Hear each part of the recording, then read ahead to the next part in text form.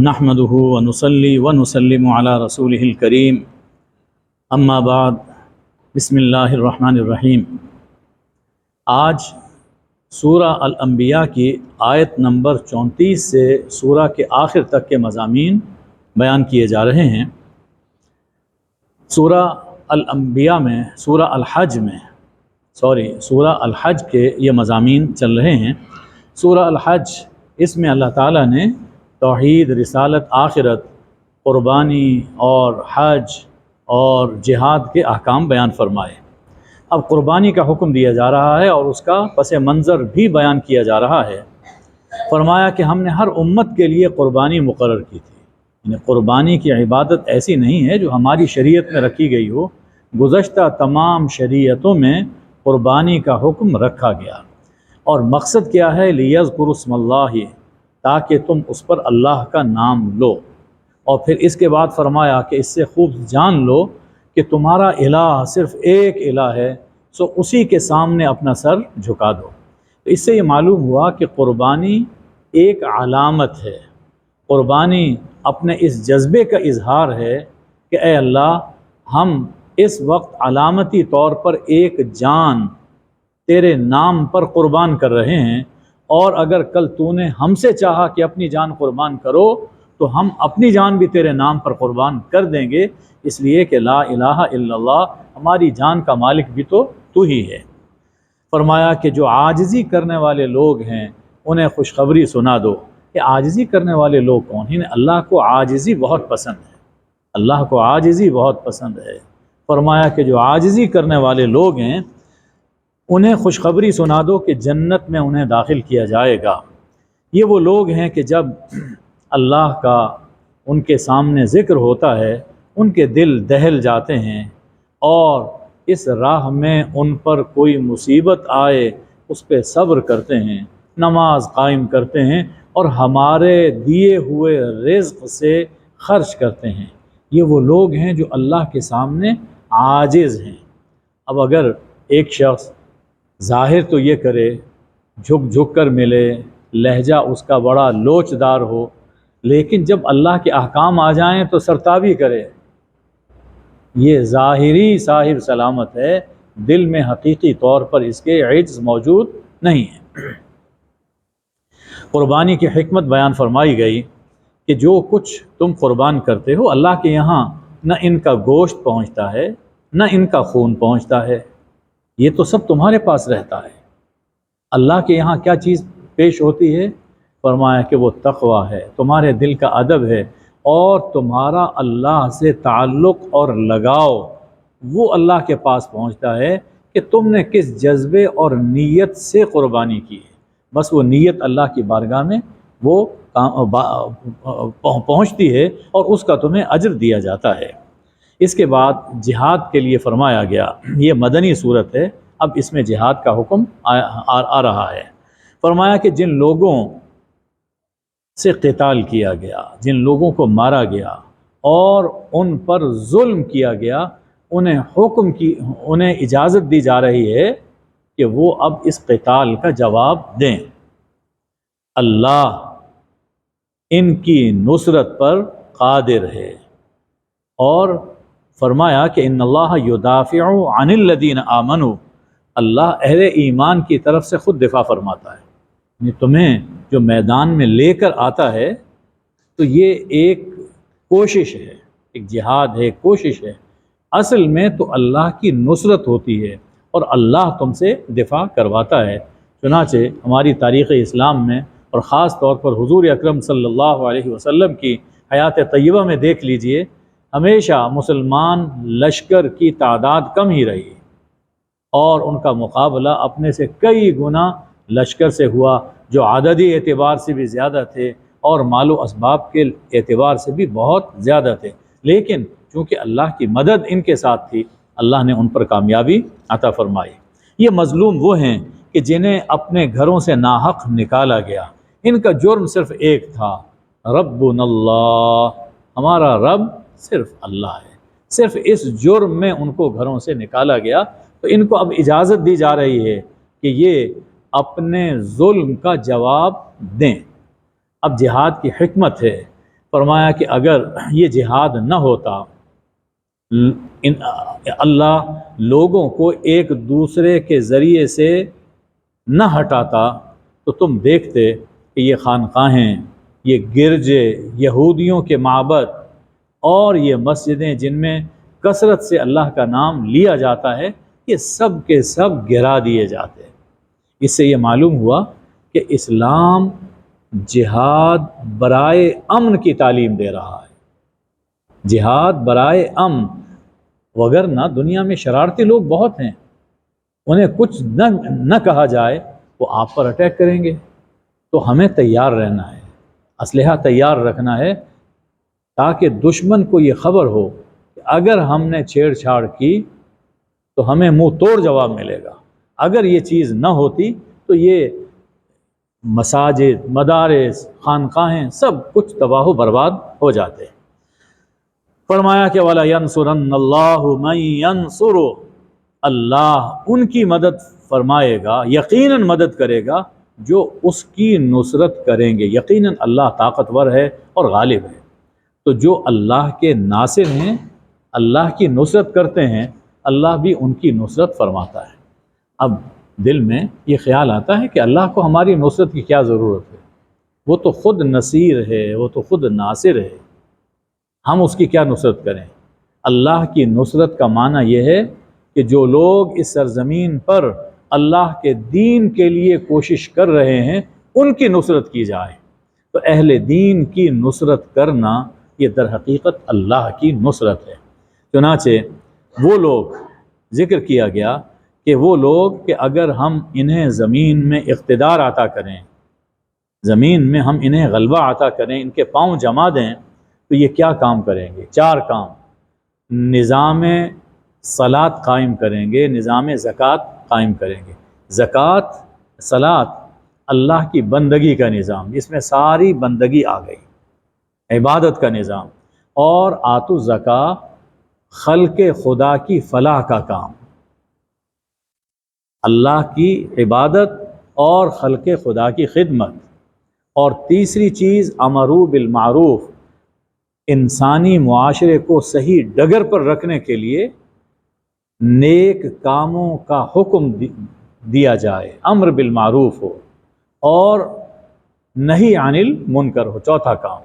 یہ بنیادی طور پر یہ 4 کام ہی اسلامی ریاست کی ذمہ داری ہیں، اور اس کے دائرے میں سبھی چیزیں آ جاتی ہیں۔ اس آیہ کریمہ سے صحابہ کرام علی الخصوص مہاجرین اور علی الاخص خلفائے راشدین رضوان اللہ علیہم اجمعین کی مقبولیت اور منقبت ظاہر ہو رہی ہے کہ اللہ نے یہ جو 4 چیزیں فرمائیں خلافت راشدہ کے دور میں پورے طور پر یہ قائم ہوئیں، اور اللہ تعالیٰ نے جو ان کی نصرت فرمائی ہم اپنی آنکھوں سے دیکھ چکے ہیں۔ فرمایا کہ وَلِلَّهِ عَاقِبَةُ الْأُمُورِ، سب کاموں کا انجام اللہ کے اختیار میں ہے۔ تمہارا کام کوشش کرنا ہے، باقی اس کا انجام کیا ہوگا، اس کا نتیجہ کیا نکلے گا، وہ تمہارے بس میں نہیں ہے، وہ اللہ کے اختیار میں ہے۔ اس کے بعد اللہ تعالیٰ نے گزشتہ قوموں کی مثال سے سمجھایا کہ دیکھو قوم نوح، قوم عاد، قوم سمود، قوم ابراہیم، قوم لوط اور اصحاب مدین، انہوں نے بھی رسولوں کی تکذیب کی تھی، دیکھو ان کا انجام کیا ہوا۔ اگر تم لوگ بھی تکذیب کرو گے تو اللہ تمہاری بھی گرفت فرما سکتا ہے۔ کتنی بستیاں گزری جنہیں ہم نے ہلاک کر دیا، تباہ کر دیا، کتنی بستیاں، پوری تاریخ پڑھ لو، قرآن مجید میں ان کا ذکر موجود ہے۔ یہ بستیاں کیا تھیں؟ وہی ظالمہ، یہ ظلم کرتی تھی، یعنی کفر اور شرک میں مبتلا تھیں، اس کے ساتھ دوسرے گناہ بھی ان سے ہوتے تھے اور ان کے عادی تھے۔ چنانچہ جب ہم نے ان کو تباہ کیا تو ان کے مکانات اپنی چھتوں پر گرے ہوئے ہیں، ان کی چھتیں گری ہیں اور دیواریں ان کے اوپر گری ہوئی ہیں، اور کتنے کنویں ہیں جو بیکار ہو گئے اور بند ہو گئے، خشک ہو گئے، اور کتنے محلات، بڑے مضبوط محلات آج کھنڈر بنے ہوئے ہیں۔ یہ منظر دیکھنے کے لیے زیادہ دور نہیں جانے کی ضرورت ہے، اپنے شہر لاہور ہی میں دیکھ لیجیے، فرمایا کہ افلم یسیروا فی الارض، کیا انہوں نے زمین میں چل پھر کر نہیں دیکھا، کیا یہ زمین میں چلے نہیں ہیں کہ انہیں ایسے دل انہیں مل جاتے جس سے یہ بات کو سمجھ سکتے، یا انہیں ایسے کان نصیب ہوتے جن سے یہ سن سکتے۔ دیکھو، آنکھیں اندھی نہیں ہوتی، یہ آنکھیں یہ اندھی نہیں ہوتی، یہ جو دل سینوں میں ہے یہ اندھے ہو جاتے ہیں، اور جب دل اندھا ہو جائے تو پھر یہ آنکھیں بھی انسان کو کوئی فائدہ نہیں پہنچا سکتی۔ اصل چیز تو بصیرت ہے جو انسان کو اللہ عطا فرماتا ہے۔ اس سے اللہ تعالیٰ نے ہمیں سیر و سیاحت کا ایک مقصد بھی عطا فرمایا۔ سبھی لوگ گھومنے کا شوق رکھتے ہیں، سیاحت کے لیے جاتے ہیں، لیکن یہ ٹریولنگ اور ٹورزم کس مقصد کے لیے ہونا چاہیے؟ اپنی آنکھیں کھولیں، اپنے کان کھولیں، اللہ کی قدرت کے نشانات دیکھیں اور سنیں، گزشتہ اقوام کی نشانیاں جو بکھری ہوئی ہیں۔ خود ہمارے ملک پاکستان میں کتنی نشانیاں بکھری ہوئی ہیں، کتنے بڑے بڑے محلات ہیں۔ ہم محلات کھڑے کرنے کی کوشش کرتے ہیں، جن لوگوں نے ہم سے پہلے بنائے آج وہ کہاں ہیں؟ اگر کسی کے ساتھ کوئی چیز گئی ہے تو اس کی نیک نامی گئی ہے، وہی اس کے لیے باقی ہے، اور جو بدنامی سمیٹ کر اس دنیا سے گئے ان کے محلات آج ان کے لیے کسی عزت کا سبب نہیں۔ تو فرمایا کہ آنکھیں کھول کر، کان کھول کر زمین میں سفر کیا کرو تاکہ تمہیں عبرت حاصل ہو۔ کہتے ہیں عذاب جلدی لے آئیے، آ کیوں نہیں جاتا؟ انسان بڑا عجیب ہے، مانگتا ہے تو کیا؟ عذاب۔ اللہ کے پیغمبر کہہ رہے ہیں، اور بجائے معافی مانگنے کے یہ عذاب مانگتا ہے، جلدی مچاتے ہیں کہ عذاب لے آؤ۔ فرمایا کہ وَلَن يُخْلِفَ اللَّهُ وَعْدَهُ، اللہ ہرگز اپنے وعدے کا خلاف نہیں کرے گا، لیکن اللہ کے یہاں ایک دن تمہارے 1000 سال کے برابر ہے۔ اللہ کا ایک دن تمہارے 1000 سال کے برابر ہے۔ تم کہتے ہو کہ عذاب آ جائے، ہو سکتا ہے کہ کل عذاب آ جائے، لیکن کل کا عذاب اللہ کے یہاں 1000 سال کا کل۔ تو اس کو تاخیر نہ سمجھو، یہ اللہ کا عجز نہ سمجھو، بلکہ اس تاخیر میں یہ مہلت ہے، اس میں اپنے آپ کو سنوارنے کی کوشش کرو۔ کتنی بستیاں گزر گئیں جنہیں ہم نے ڈھیل دی جبکہ یہ ظلم کر رہی تھیں، ثم اخذتها، پھر ہم نے ان بستیوں کو پکڑا، تباہ کر دیا، بالآخر لوٹ کر تو سب نے میرے پاس آنا ہے۔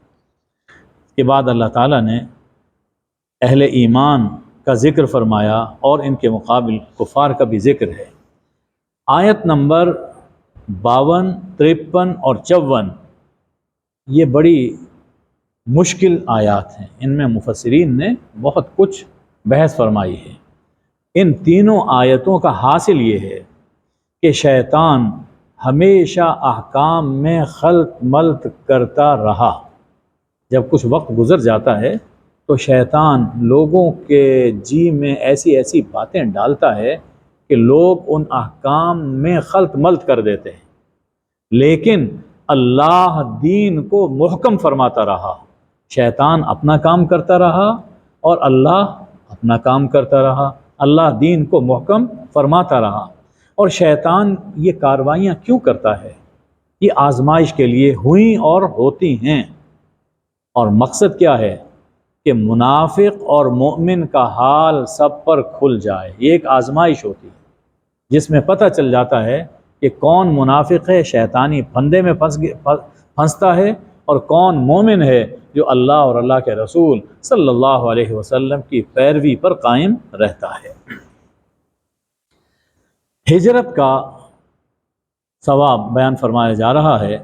جن لوگوں نے اللہ کے راستے میں ہجرت کی، پھر وہ مارے گئے یا مر گئے، شہید ہو گئے راستے میں، یا ان پر موت آئی، یعنی جہاں پر ہجرت کر رہے تھے وہاں تک پہنچ نہیں سکے، تو یہ نہ سمجھو کہ ان کی ہجرت نامکمل رہی اور بے حاصل رہی۔ لَيَرْزُقَنَّهُمُ اللَّهُ رِزْقًا حَسَنًا، اللہ یقیناً انہیں رزق حسن عطا فرمائے گا، اور اللہ بہترین رزق دینے والا ہے۔ یعنی جس نیت سے چلے تھے وہ نیت ان کی اللہ کے یہاں پوری ہے، انہیں پورا پورا اجر ملے گا۔ فرمایا کہ مظلوم کی مدد ہوتی ہے، مظلوم کی مدد ہوتی ہے، اس لیے ہمیشہ ظلم سے بچنا چاہیے، ظلم سے بچنا چاہیے۔ اللہ کی مدد مظلوم کے ساتھ ہوا کرتی ہے۔ فرمایا کہ کیا تم نے نہیں دیکھا کہ اللہ نے تمہارے لیے جو کچھ زمین میں ہے مسخر کر دیا، اور ان کشتیوں کو، ان جہازوں کو جو سمندر میں اس کے حکم سے چل رہی ہیں، انہیں تمہارے کام میں لگا دیا۔ ذرا اللہ کی نعمتوں میں غور کرنا چاہیے۔ اور یہ آسمان اتنا بڑا بغیر کسی ستون کے کھڑے ہوئے ہیں، اور ان کو کس نے تھاما ہوا ہے؟ اللہ نے۔ اگر یہ چھت خدا نہ خواستہ گر جائے، یہ ستون نہ ہو، چھت گر جائے، سب مر جائیں۔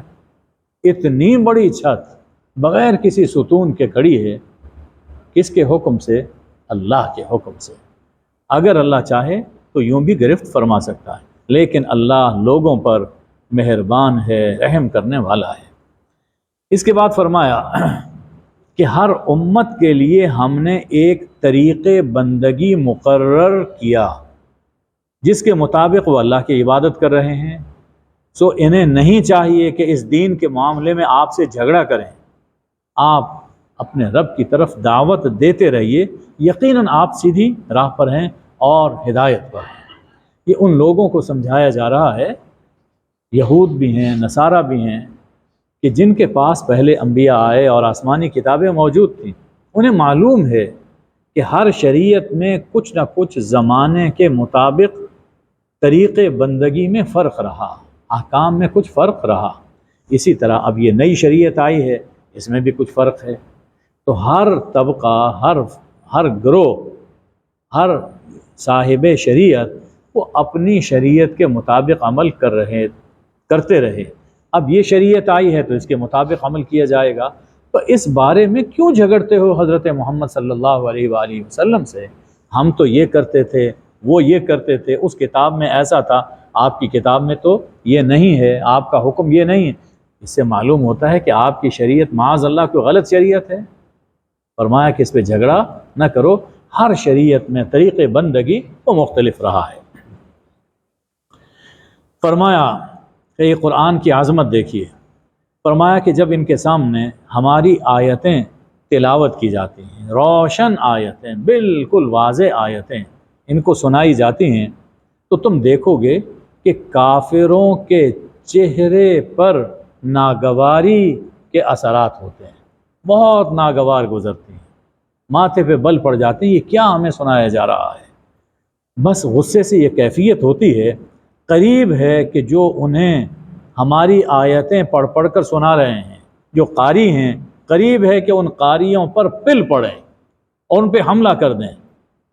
انہوں نے ہمارا مزہ کرکرا کر دیا، یہ کیوں سناتے ہیں ہمیں؟ یہ منظر آپ کو اب بھی نظر آئیں گے۔ اللہ جل شانہ فرماتا ہے، کہہ دیجئے کیا میں تمہیں یہ جو غصہ آ رہا ہے اس سے تمہیں ایک بدترین چیز کی خبر نہ، ایک بدترین چیز نہ بتاؤں؟ وہ کیا ہے؟ آگ۔ آج تو یہ دل کے اندر آگ جل رہی ہے، ایک وقت آئے گا جب تم سب کے سب اس آگ میں جلو گے۔ اللہ کا کافروں سے یہ وعدہ ہے اور بہت برا ٹھکانہ ہے۔ تو دیکھیے، جو قرآن سن کر جو شخص یا جو طبقہ قرآن سن کر کبیدہ خاطر اور چیں بجبی ہو، علامت ہے کہ دل میں روگ ہے، دل میں روگ ہے، یہ علامت ہے۔ اور قرآن سن کر خوشی ہو تو علامت ہے کہ اس کا قلب سلیم ہے، وہ دل ہے جس کی اللہ نے ہمیں تلقین فرمائی کہ آخرت میں کامیاب وہ ہوگا جس کا دل سلیم ہوگا، الا من اتی اللہ بقلب سلیم۔ تو قرآن سن کر خوشی ہو، اہل قرآن کو دیکھ کر، حافظوں کو، قاریوں کو، علماء کو دیکھ کر دل خوش ہو، اس کا مطلب یہ ہے کہ اس کا قلب سلیم ہے۔ اس سے یہ معلوم ہوا کہ قرآن ایمانی ای سی جی ہے، قرآن ایمانی ای سی جی ہے، دل کا حال اس قرآن سے پتہ چل جاتا ہے۔ اب آخر میں پھر توحید کی تعلیم فرمائی گئی، اور جیسا کہ عرض کیا گیا کہ اس میں توحید پر عقلی استدلال کیا گیا۔ اب دیکھیے کیا مزے کا ایک استدلال اللہ جل شانہ فرما رہے ہیں۔ لوگوں، ایک مثال بیان کر رہا ہوں، پوری توجہ سے سنو، ایسا عجیب انداز ہے۔ ایک مثال بیان کی جا رہی ہے، لوگوں پوری توجہ سے سنو، یہ اللہ کے سوا تم جن جن کو پکارتے ہو، اور اس میں ذہن میں لے آئیے، جائزہ لیں کن کن کو لوگ پکارتے ہیں اللہ کے سوا، اللہ سے توقع توڑ کر، اللہ سے اپنی امیدیں کاٹ کر کن کن سے امیدیں لگاتے ہیں۔ فرمایا کہ جن جن کو تم اللہ کے سوا پکارتے ہو، یہ سمجھتے ہو یہ تمہارے کام پورے کریں گے؟ ان کا حال تو یہ ہے کہ لن یخلقوا ذبابا ولا واجتمعوا لہ، یہ ایک مکھی بھی پیدا نہیں کر سکتے۔ ایک مکھی، اللہ نے چیلنج بھی ایسی چیز میں دیا ہے جی، دیکھنے میں بالکل معمولی لیکن بڑا مشکل، ایک مکھی بھی پیدا نہیں کر سکے۔ اگرچہ ایک نہیں، دو نہیں، یہ سارے جھوٹے اکٹھے ہو جائیں تب بھی ایک مکھی پیدا نہیں کر سکتے۔ اور مکھی کا پیدا کرنا تو ایک طرف رہا، اگر مکھی ان سے کوئی چیز چھین کر لے جائے، اب سامنے جو کچھ پڑا ہوا ہے وہ ان میں سے کوئی چیز مکھی چھین کر لے جائے، لا یستنقذوہ منہ، تو اس مکھی سے اپنی چیز چھڑا نہیں سکتے۔ تو باقی لوگوں کی یہ حاجت روائی کیا کریں گے جو ایک مکھی سے اپنی چیز نہیں چھڑا سکتے؟ وہ تمہیں کس مصیبت سے کیسے چھڑا سکتے ہیں؟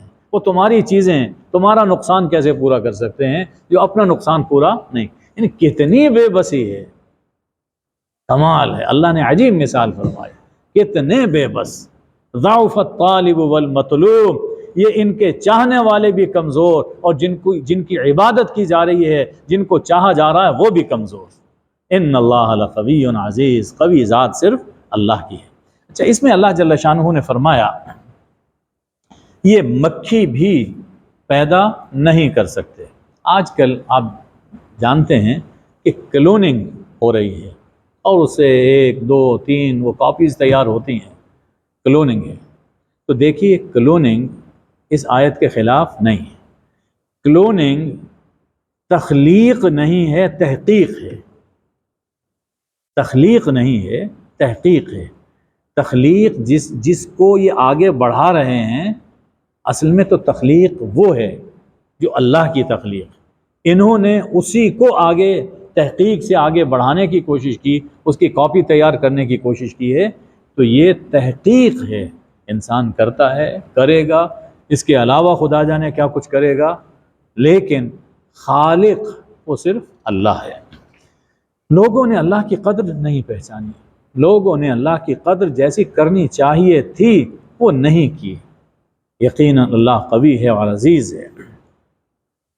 اے لوگوں جو ایمان لائے ہو، رکوع کرو، سجدہ کرو، اپنے رب ہی کی بندگی کرو، اور نیک کام کرتے رہو تاکہ تم فلاح پا جاؤ۔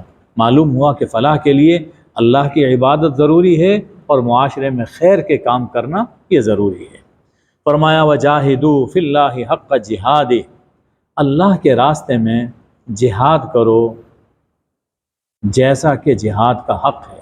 اللہ کے راستے میں محنت کرو، کوشش کرو جیسا کہ محنت اور کوشش کا حق ہے۔ یہ بڑی ایک جامع آیت ہے، بہت جامع۔ اس کے اندر ہر طرح کا جہاد وہ شامل ہے۔ جہاد مع النفس، اپنے نفس کے ساتھ جہاد، جہاد مع الشیطان، شیطان کے ساتھ مسلسل ایک جنگ، یہ بھی اس میں شامل ہے۔ جہاد مع الکفار، جہاد مع البغات، باغیوں کے ساتھ جہاد، کافروں کے ساتھ جہاد، یہ بھی اس میں شامل ہے۔ اور اسی میں شامل ہے وہ جسے ہم مجاہدے کے عنوان سے یاد کرتے ہیں، یعنی ریاضت، مجاہدہ۔ اور اس مجاہدے میں قربانی اور اپنی زبان سے کوشش کرنا اللہ کے دین کے لیے، اپنے قلم سے کوشش کرنا، مال سے کوشش کرنا اور بدنی کوشش کرنا، ہر طرح کی کوششیں اس میں شامل ہیں۔ تو فرمایا کہ اللہ کے راستے میں جہاد کرو، مجاہدہ کرو جیسا کہ اس کا حق ہے۔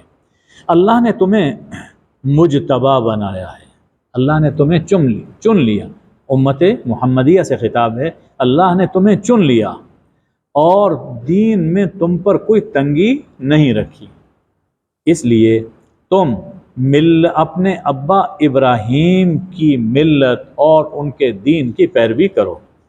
کہا گیا کہ ابراہیم تمہارے ابا، ہمارے نبی اکرم صلی اللہ علیہ وسلم کے نسبی بھی ابا ہیں، اور ہمارے روحانی باپ حضرت محمد صلی اللہ علیہ وسلم ہیں، تو جو ان کے ابا ہیں وہ یقیناً ہمارے بھی ابا ہیں۔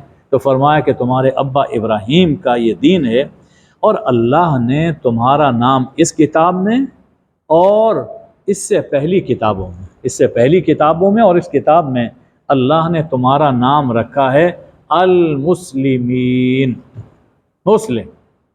تمہارا تعارف کیا ہے، تمہاری شناخت کیا ہے؟ مسلم۔ بس ہمیں اسی شناخت پر، دین کے حوالے سے اسی شناخت پر اصرار کرنا چاہیے۔ ہم کون ہیں؟ مسلم ہیں۔ یہ باقی جتنے بھی فرقوں کا حوالہ دیا جاتا ہے، شناخت رکھی جاتی ہے، اس سے جہاں تک ہو سکے گریز کرنا چاہیے، تاکہ آہستہ آہستہ یہ ساری فرقے بندیاں ختم ہو جائیں یا کم ہو جائیں۔ تو اللہ نے ہمارا نام مسلم رکھا ہے۔ فرمایا کہ یہ جو اللہ نے تمہیں چنا ہے، اس کا مقصد کیا ہے؟